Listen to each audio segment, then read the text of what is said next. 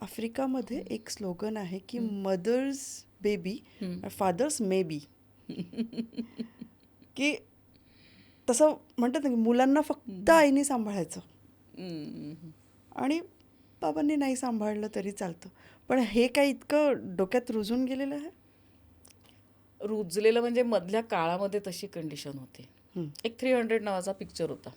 हे खूप क्लॅरिटी येऊन जाते त्या 300च्या स्टोरीनी, म्हणून मी सांगते, कारण मग काय होतं, लोक तो पाहतात. हां एक हां, एक बॅटलफील्ड कॉन्टेन्स म्हणजे लागतो ना. बॅटलफील्ड मूवी आहे. त्याच्यामध्ये सगळे याच्यावर दाखवतात, युद्ध करतात आणि बायका काही करत नाहीत. तर ती हिरोईन असते, एखाद पिक्चरमध्ये एक हिरोईन असते जी सर्व गुण संपन्न असते. तर ती त्याला विचारते की अरे मी पण तेवढीच शूर वीर आणि केपेबल आहे युद्ध करण्यासाठी, तर मी का नाही करायचं, तुम्ही मला इथे का ठेवलं. तर तो म्हणतो की नाही नाही, आम्ही मेलो तरी चालेल, पण तू नसली तर पुढचं एकही मूल जन्माला नाही येणार मानववंश. कारण युद्धात तर किती वर्ष चालेल किंवा किती महिने किती दिवस चालेल कोणास ठाऊक. तेव्हा काही सभ्यता स्थापित झालेल्या नव्हत्या. त्या काळचं त्यांनी दाखवलं, जेव्हा मला सभ्यताच वाटते नव्हती. 2007 मधली मूवी आहे. मूवी आहे का? हो. तर 300. तो खूप जुना काळ दाखवला की जेव्हा असं काही नव्हतं, पण तू किती महत्त्वाची आहेस हे सांगण्यासाठी. तर कुठेतरी काय होतं माहिती का, आपल्याला आपल्या शक्तीच माहिती नसतात. पण ते बर्डन म्हणून आपण घेतो. पण मग म्हणून मध्ये काय झालं की माहिती होतं की मरण हे कधी पण येऊ शकतं. त्यामुळे मग थोडं बायकांना जपल्या गेलं की नाही, हीच नसेल ते ना की क्या मैं बच्चे पैदा करने की मशीन हूँ क्या. It's not actually like that. असं असतं तर मग काय, मग आपल्याला माणसं दिसली असती ना सगळीकडे. ठीक आहे, आता तो स्फोट झालेला आहे, पण रिझन्स वेगळे आहेत. पण त्यासाठी तिला जपल्या गेलं. म्हणजे जे मनुस्मृती करतात, बेसिकली त्या काळी ते होतं जेव्हा मुळातच सभ्यता नव्हत्या, सामाजिक घडी बसल्या गेली नव्हती. मग जर तुम्हाला मानववंश चालवायचा आहे तर त्या बाईला जपा, कारण ती खूप महत्त्वाची आहे, तिला कोणीही नेऊ शकतं. तुम्ही महाभारत जर आपण नीट वाचलं, त्याचं धार्मिक महत्त्व जाऊ द्या. सत्यवती होती राणी. सत्यवतीची इच्छा होती की माझा मुलगा राजा व्हावा. तो झाला. भलेही मग भीष्मांनी ती प्रतिज्ञा घेतली, हे झालं ते झालं. जेव्हा तिच्या मुलांची मुलं व्हायची वेळ आली, तेव्हा तिचा मुलगा मूल जन्माला घालण्यास समर्थ नव्हता.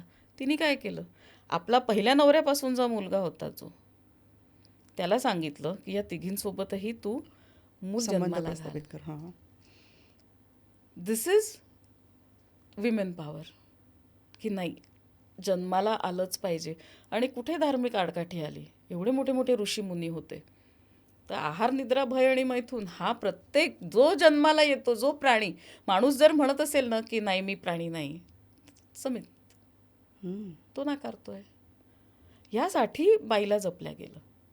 एक बाईनी आपलं पूर्ण, जेवढी तिची ताकद होती, जेवढा तिचं कमिटमेंट होतं, कन्व्हिक्शन होतं, ते लावून अख्खं महाभारत नेलं. पुढे द्रौपदीने काय केलं, स्वतःचं एकही मूल भले तिचं जगलं नाही, पण तिने महाभारत होऊ दिलं. हे कन्व्हिक्शन आहे. रूल केलं ना बायकांनी, पण तुम्हाला ते कन्व्हिक्शन पाहिजे. पण ते निगेटिव्ह वेने पण म्हणतात की एका बाईमुळे महाभारत घडलं. ती खरंच इतकी मूर्ख होती का, ती खरंच हसणार आहे का, काहीतरी येते माहिती. काय झालं आहे की मला जे वर्जन वाटलं ते मी त्याच्यात ॲड करत गेली. मूळ स्क्रिप्चर्स नाहीच आहेत आपल्याकडे.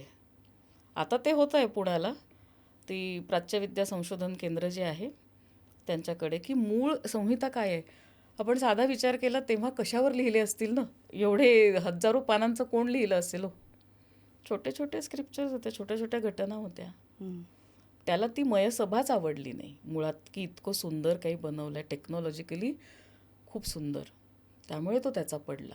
पण मी हिच्यासमोर पडलो, त्याचं त्यालाच गिल्ट होतं. द्रौपदी इतकी उथळ राहणार आहे का, की जिला, म्हणजे जी बाई खरोखरी स्वतःची सगळी मुलं गमावते आहे, ती फक्त असं काहीतरी करून. मला असं वाटतं की बायकांनी पहिलं तर ह्यावर विचार करायला हवा, नंतर विचार करावा की हो आम्हाला अगदी बंदिस्त ठेवलं का. मधल्या किंवा काळामध्ये स्पेशल अधिकार, जे विशेष अधिकार विशेष जे अधिकार म्हणतात. या बायकांनी काय नाही केलं ना. या तर बायकाच होत्या, अगदी व्हेरी व्हेरी रिसेंट अहिल्याबाई. 10-11 वर्षाच्या बाईचं लग्न झालं आणि ब्रिटिश पार्लमेंटमध्ये तिला विमेन एम्पॉवरमेंटचं ब्रँड अम्बॅसिडर म्हणून तेव्हा रेकग्नाईज केलं, वेन शी वॉज लाईव्ह.